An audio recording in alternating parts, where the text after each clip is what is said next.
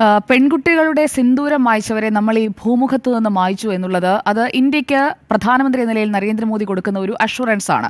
അതായത് നമ്മുടെ നാട്ടിലേക്ക് വന്ന് ഭീകരർ ഇല്ലാതാക്കിയത് 26 കുടുംബങ്ങളിലെ ഗൃഹനാഥന്മാരെയാണ്. അപ്പോൾ ആ പെൺകുട്ടികളുടെ നെറ്റിയിലെ സിന്ദൂരം മായ്ച്ചവരെ ഈ ഭൂമുഖത്ത് നിന്ന് മായ്ക്കും എന്നതാണ്. ആ മണ്ണിൽ പോയി തിരിച്ചടിക്കുമെന്ന് പറഞ്ഞു, മണ്ണോട് ചേർത്തു ഭസ്മമാക്കുകയാണ് ഭീകരരെ ചെയ്തത്. ആ ഭീകരരെ ഞങ്ങൾ കാലപുരിക്കയച്ചു എന്നതാണ് പ്രധാനമന്ത്രി ഉപയോഗിച്ച വാചകം. അതേസമയം തന്നെ പാകിസ്ഥാൻ ഈ തിരിച്ചടിക്ക് ഭീകരർക്കെതിരെ കൊടുത്ത തിരിച്ചടിക്ക് പാകിസ്ഥാൻ സൈന്യത്തെ വിട്ട് തിരിച്ചടിക്കാൻ തുനിഞ്ഞപ്പോൾ ഇന്ത്യ എന്ത് ചെയ്തു? ഇങ്ങോട്ടേക്ക് കൊണ്ടുവന്ന ആയുധങ്ങളെല്ലാം നശിപ്പിക്കുക മാത്രമല്ല, ആയുധങ്ങൾ അതായത് ഫൈറ്റർ വിമാനങ്ങളടക്കം എവിടെ നിന്നാണോ തൊടുത്തുവിട്ടത് ആ തൊടുത്തുവിട്ട കേന്ദ്രമടക്കം പാകിസ്ഥാന്റെ 20% ഇൻഫ്രാസ്ട്രക്ചർ ഇതിനകം തന്നെ നശിപ്പിച്ചു കഴിഞ്ഞുവെന്ന് DG-മാരുടെ വാർത്താസമ്മേളനത്തിൽ പറഞ്ഞതിനെ എൻഡോഴ്സ് ചെയ്യുകയാണ് പ്രധാനമന്ത്രി ഇവിടെ ചെയ്തത്. അതോടൊപ്പം തന്നെ ചർച്ചയ്ക്കായി ഞങ്ങൾ മാധ്യസ്ഥം വഹിക്കാം, നമുക്ക് വ്യാപാരമൊക്കെ സ്മൂത്താക്കാമെന്ന് പറഞ്ഞ വാഷിംഗ്ടൺ DC-യിൽ ഇരുന്ന് പറഞ്ഞ ഡൊണാൾഡ് ട്രംപിനുള്ള മറുപടിയുമുണ്ട്. ഇതിൽ ഭീകരവാദവും ചർച്ചയും എല്ലാം കൂടി ഒന്നിച്ചു വേണ്ട, ഇവിടെ ഒരു ചർച്ചയും നടക്കാൻ പോകുന്നില്ല, ആദ്യം ഭീകരത അവസാനിപ്പിക്കുക, ആ ഭീകരത അവസാനിപ്പിക്കുമ്പോൾ മാത്രമായിരിക്കും ഓപ്പറേഷൻ സിന്ദൂർ അവസാനിപ്പിക്കുക എന്നതും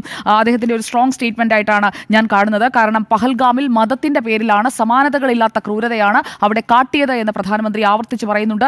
മാത്രമല്ല, ഇനിയിപ്പോൾ ഒരു വാർ ഡിക്ലറേഷൻ ഒന്നും പാകിസ്ഥാൻ നടത്തേണ്ടതില്ല. പാകിസ്ഥാന്റെ മണ്ണിൽ നിന്ന് ഒരു ഭീകരനെങ്കിലും ഇന്ത്യയിലേക്ക് കടന്നു കയറിയിട്ടുണ്ടെങ്കിൽ ആ ഭീകരവാദത്തെ യുദ്ധമായിട്ടായിരിക്കും ഇന്ത്യ കണക്കാക്കുക എന്നതാണ് പ്രധാനമന്ത്രി കൊടുത്തിരിക്കുന്ന ശക്തമായ താക്കീത്.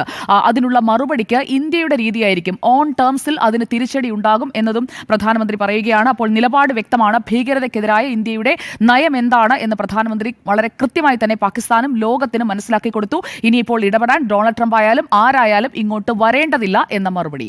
മാത്രമല്ല, ഓപ്പറേഷൻ സിന്ദൂർ പൂർണ്ണമല്ല, അതൊരു വിരാമമല്ല, ഇതൊരു താൽക്കാലിക വിരാമമാണ് എന്ന് പറഞ്ഞു വയ്ക്കുന്നതോടുകൂടി നമ്മൾ കാത്തിരിക്കുകയാണ്. പാകിസ്ഥാൻ്റെ ഭാഗത്തു നിന്നുള്ള വെടിനിർത്തൽ അവരെങ്ങനെയാണ് പാലിക്കുന്നത് എന്നറിയാനുള്ള സന്ദേശം കൂടി പ്രധാനമന്ത്രി നൽകുന്നുണ്ട് എന്നതാണ് ഏറ്റവും പ്രധാനപ്പെട്ട കാര്യം.